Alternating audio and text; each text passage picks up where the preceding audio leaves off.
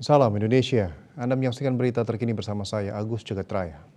Garda Pantai Tiongkok mengklaim pihaknya secara sah berhak menghalangi kapal-kapal Filipina yang mengangkut bahan konstruksi ilegal ke kapal perang di perairan dangkal yang disengketakan di Laut Cina Selatan.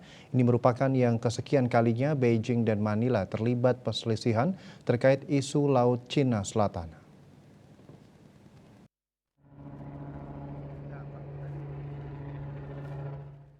Selama beberapa bulan terakhir, Beijing dan Manila kerap berselisih terkait isu Laut Cina Selatan, terutama wilayah Second Thomas Shoal yang disengketakan bagian dari Kepulauan Spratly.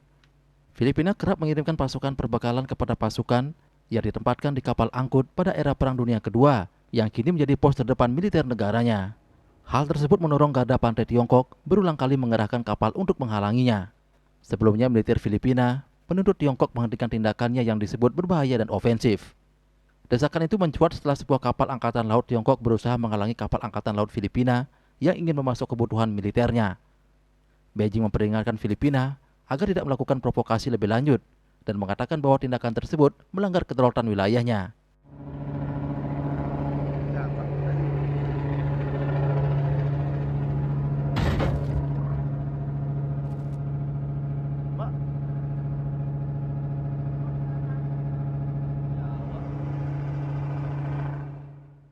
Tiongkok mengklaim kedaulatan atas hampir seluruh Laut Cina Selatan karena menunjuk pada garis putus-putus di petanya yang memotong zona ekonomi eksklusif Vietnam, Filipina, Malaysia, Brunei, dan Indonesia.